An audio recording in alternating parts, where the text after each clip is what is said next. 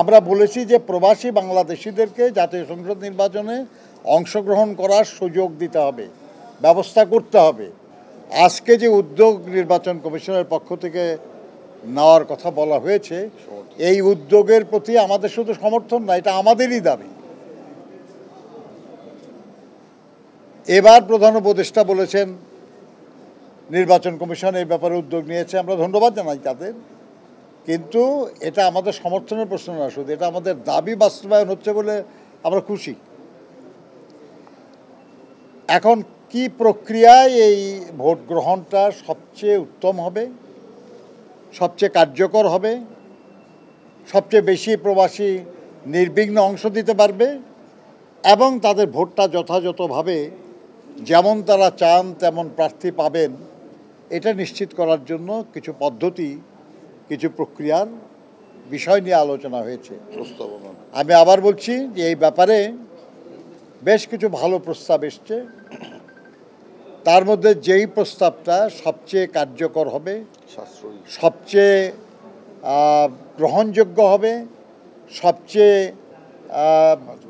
আধুনিক হবে, বাস্তবায়নযোগ্য হবে এবং সবচেয়ে সাশ্রয়ী হবে, কারণ আমরা খুব অর্থবান জাতি না, আমাদের মানুষের কল্যাণের জন্য অনেক কিছু করা আমাদের বাকি। সেটাও আমাদের বিবেচনা করতে হবে যে ধরনটা সবচেয়ে সাশ্রয়ী হবে সেরকম ধরনে এবং সহজলভ্য, সহজবোধ্য এরকম একটা প্রস্তাব আমরা আমাদের দলের পক্ষ থেকে করব।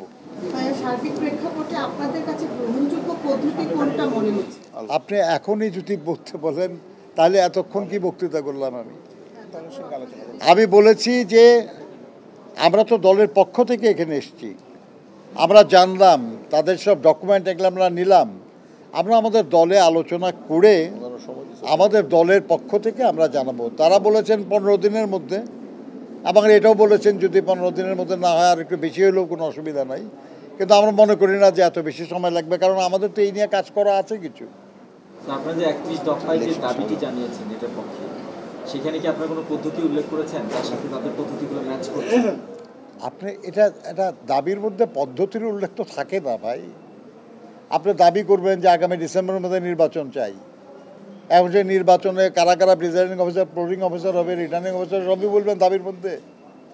আমরা বলেছি যে প্রবাসী বাংলাদেশিদেরকে জাতীয় সংসদ নির্বাচনে অংশগ্রহণ করার সুযোগ দিতে হবে, ব্যবস্থা করতে হবে। কিভাবে করবে এই নিয়ে আলাপ করলেন তারা কিছু প্রস্তাব করেছেন, 3টা প্রস্তাব।